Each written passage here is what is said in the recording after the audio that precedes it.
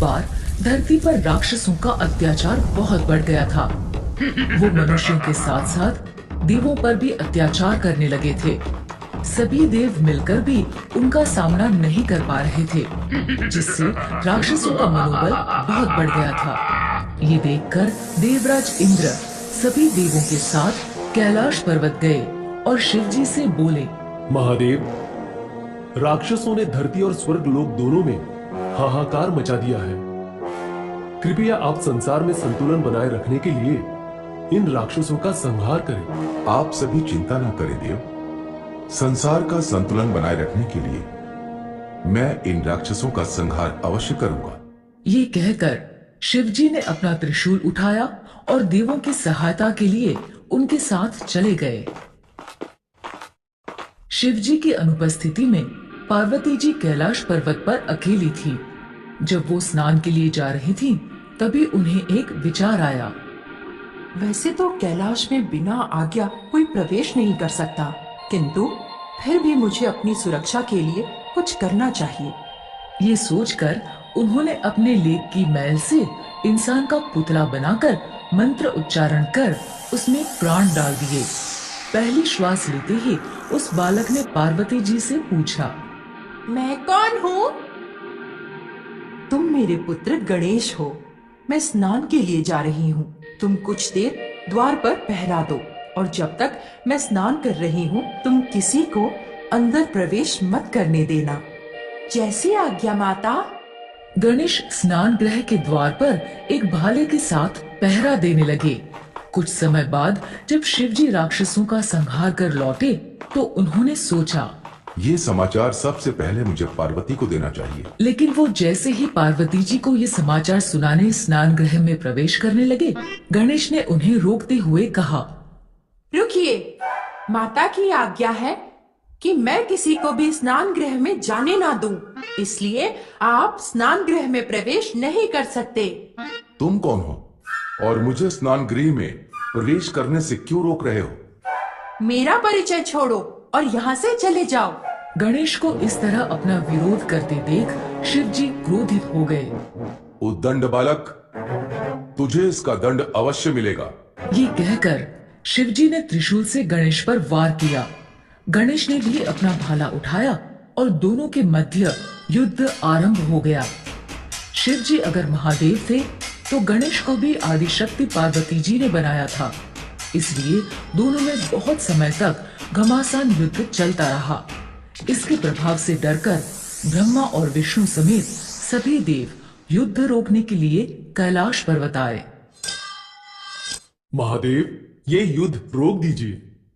पुत्र गणेश, तुम महादेव से अपने अपराध के लिए क्षमा मांग लो और इस संघर्ष को विराम दो। क्षमा मुझे नहीं, क्षमा इन्हें मांगनी चाहिए जो माता की आज्ञा सुनकर भी स्नान गृह में प्रवेश करना चाह रहे हैं। यदि ये क्षमा मांग ले तो मैं युद्ध को विराम लगा दूंगा। ये सुनकर शिवजी अत्यधिक क्रोधित हो गए। ब्रह्मा जी ने चिंतित स्वर में गणेश से कहा, अपनी गलती मान लो बालक, नहीं तो महादेव के क्रोध से तुम्हें कोई नहीं बचा सकेगा। मुझे अपनी रक्षा की नहीं, अपितु अपने कर्तव्य पालन की चिंता है।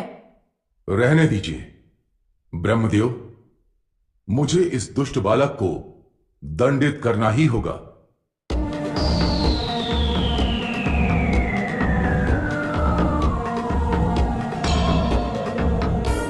त्रिशूल के वार से गणेश का सिर धड़ से अलग हो गया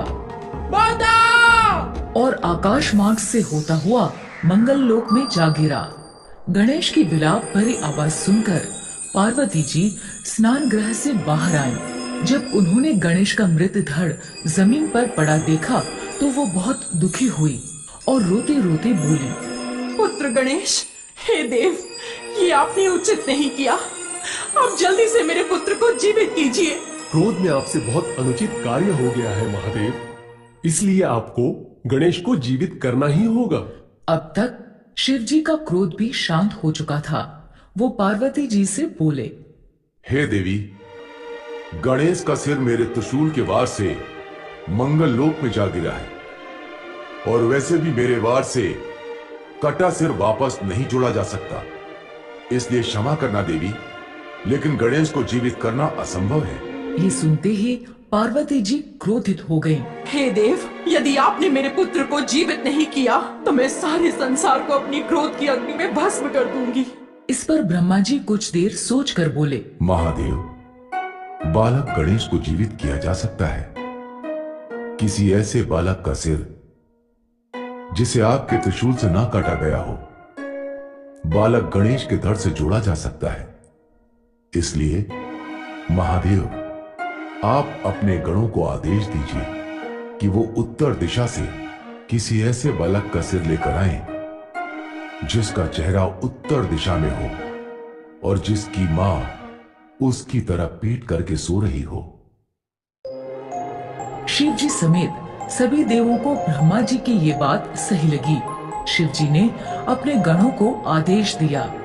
आदेश पाकर सभी गण उत्तर दिशा की ओर चल दिए। बहुत दूर जाने पर ब्रह्मा जी के कहे अनुसार उन्हें हाथी का बच्चा दिखाई दिया। इस हाथी के बच्चे का मुख उत्तर दिशा की ओर है और इसकी माँ भी इसकी तरफ पीट करके सो रही है। गण उस हाथी के बच्चे का सिर लेकर कैलाश पर्वत लौट आए। शिव जी ने हाथी के बच्चे का सिर गणेश के धड़ से जोड़ दिया और गणेश पुनः जीवित हो गए।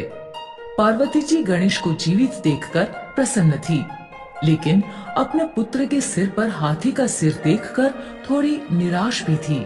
आपने मेरे पुत्र को एक हाथी का मस्तक क्यों लगाया? अब सारा संसार मेरे पुत्र का उपहास करेगा। इस पर शिव जी ने गणेश को वरदान देते हुए कहा, आज से कुछ भी शुभ कार्य आरंभ होने से पहले गणेश की पूजा की जाएगी और गणेश को मंगल मूर्ति के नाम से जाना जाएगा। ये सुनकर पार्वती जी बहुत प्रसन्न हुई। उन्होंने बालक गणेश को गले से लगा लिया। शिव जी ने भी गणेश को गले से लगा लिया। इस तरह गणेश का जन्म हुआ और उनका नाम मंगल मूर्ति पड़ गया।